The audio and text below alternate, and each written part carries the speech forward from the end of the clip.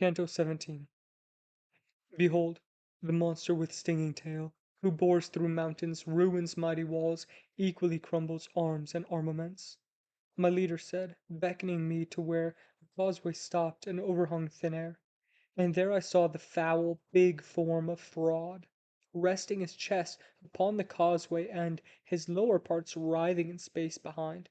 The face was like a kind wise man's, the rest was scorpion, with two great clawing paws, hairy to armpits, but no Persian rug had such gay patterns as his back, sides, and breast, in shifting colors like chameleon skin. As boats lie half ashore and half afloat, the foremost part stayed put, the stinging part stayed airborne, quivering. We need this brute, my guide said, for we can't descend by foot. At the plain's rim, we passed a squatting group. Stay here, he said, while I negotiate. And on he sped, while I glumly remained near the extreme edge of the seventh ledge. Here, bankers' frantic hands were beating out flakes of fire endlessly from skin, air, sand, like dogs in heat stung mad by fleas, wasps, flies. Yet still they stared with bloodshot, pain-crazed eyes. I knew none there, but saw upon their sacks old coat of arms, lion on yellow ground, white goose on red, also a pregnant sow, azure on white. "Get lost," one of them said. "The living have no place in this damned pit. I, Paduan, among Florentines, spit in your face." He tried to, pursing his lips, protruding tongue. I hurried from that place and found my guide seated astride that brute. "Come on," said he.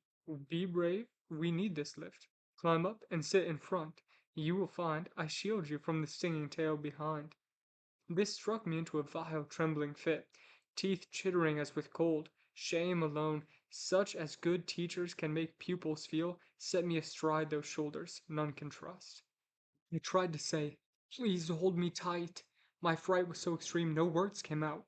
And yet he clasped me hard and said to Geryon, "Go now, but make your flight both wide and slow, to suit the greater weight you bear." As ships back slowly from the quay, so Geryon drew back, and when quite clear, turned tail to where his chest had been, stretched tail out like an eel, then pulled air to him with his paws and swam out into space. Fear gripped me as it gripped Apollo's child, who, letting go the reins, sent chariot suns scorching across the sky. Or Icarus, when feathers fell away, hearing his father yell, "You've flown too high!" No worse fear could be mine than when I saw only the air and thing to which I clung. We wheeled, descending slow, but all I knew was air blew in my face from far below. Once, noting the falling water's roar, I raised my head, looking down, saw fire, heard moans, then cowered back, recalling what I'd known. Worse pains were coming up on every side. Our aircraft glided to a rocky floor below the cliff. We climbed down. Geryon zoomed swiftly off, like an arrow from a bow.